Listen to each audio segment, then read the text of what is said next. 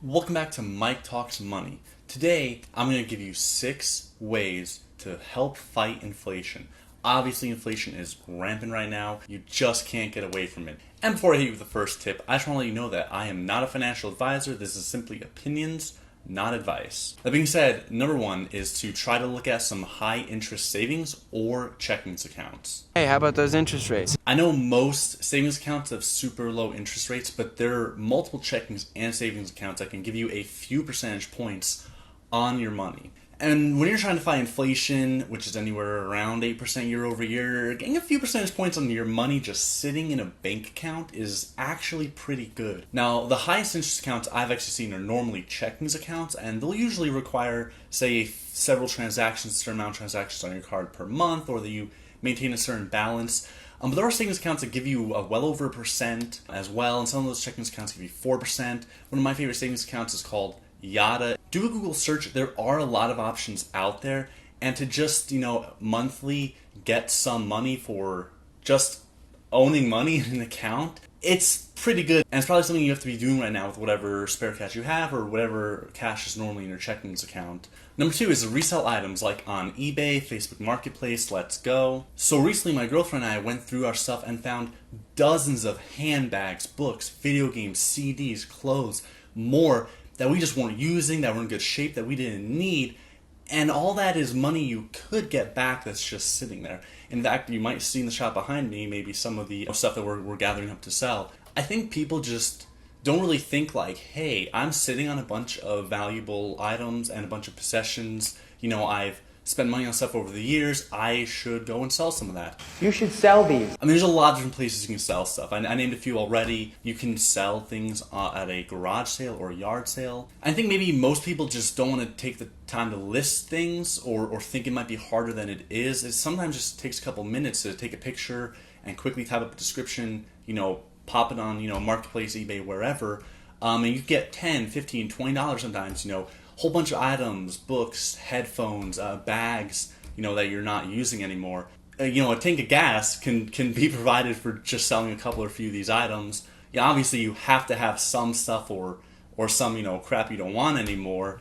But definitely look at what you have. If you kind of buy stuff and accumulate stuff over time, definitely take a look at what you might have available and think like, hey, is this still valuable? Let me see what it's going for online, and maybe try selling it. And before we go on to number 3, here's the self-serving bit where I ask you to like and subscribe to my channel if you're finding this helpful. Now for number 3, make use of cashback credit cards and bonuses. Now if you've ever seen a financial video on YouTube, I'm sure you've seen people talk about credit cards, and there's lots of different kinds of credit cards that you can use, but I mean really to get 5% back in many cases on purchases right now really helps. Like when inflation's 8%, 5% back really helps. A few $100 welcome bonus on a credit card is really helpful. So if you're in a position where you can open another credit card, if you can take the temporary hit on your credit score, now is a really good time to see if there's a card offering you 2-3% on a bunch of things you don't already have, or offering you 5% on something that you might be spending a lot on in the future.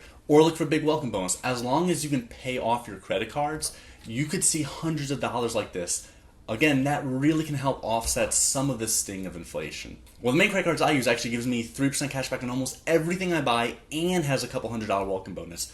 I just put a video up about that one, so feel free to take a look at that as well if you want another idea for a credit card that you can add to your wallet. Number 4 is rebates and coupons and apps that offer these to you.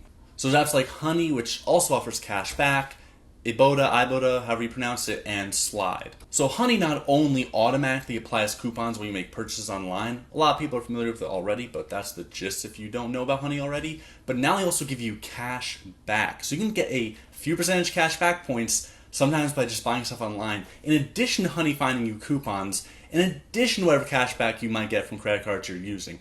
Too good to be true, wouldn't you say? So that is extremely valuable.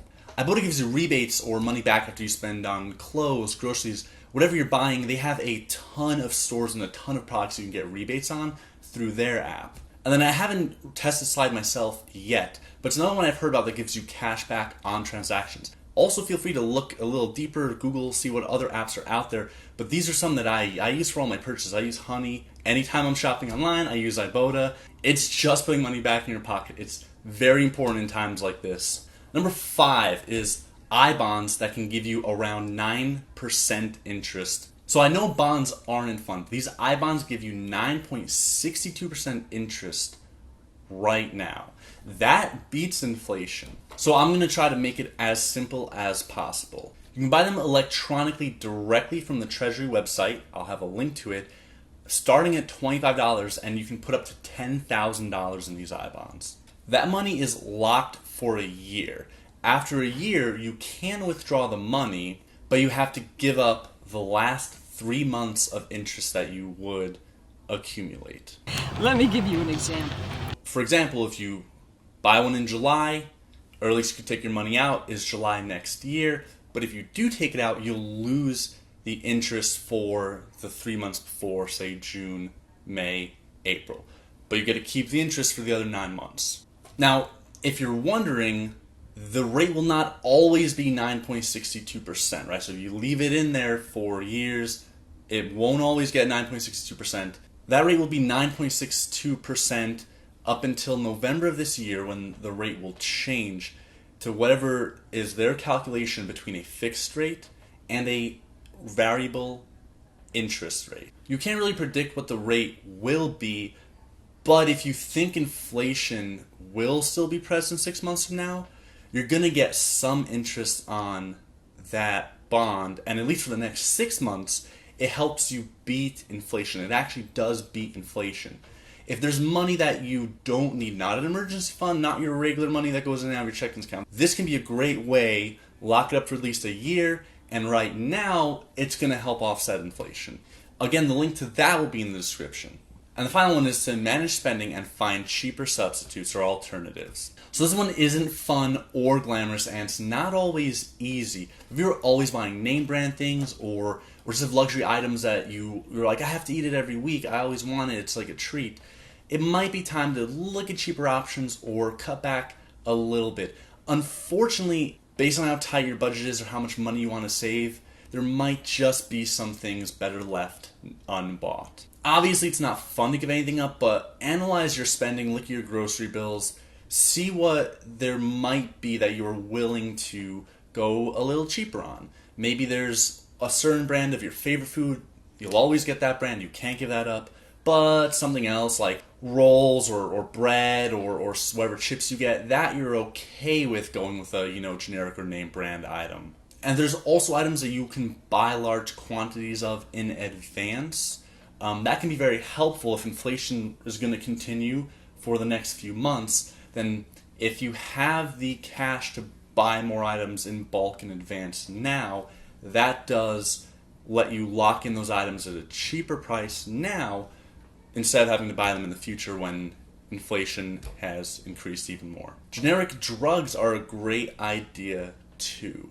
Oftentimes, generic drugs are the same thing but without name brand packaging. I know some people talk about there being, allergy medicine that is like $4 for the generic brand at Walmart or even less at a dollar store when you need to pay $14 for the name brand item. Again, this is never fun, but be honest with yourself about how much money you want to save and what you're willing to give up. Alright, that was my 6 tips for how to fight inflation. I upload videos every other Friday, so look for another video to come out in a couple weeks. Thank you so much for watching.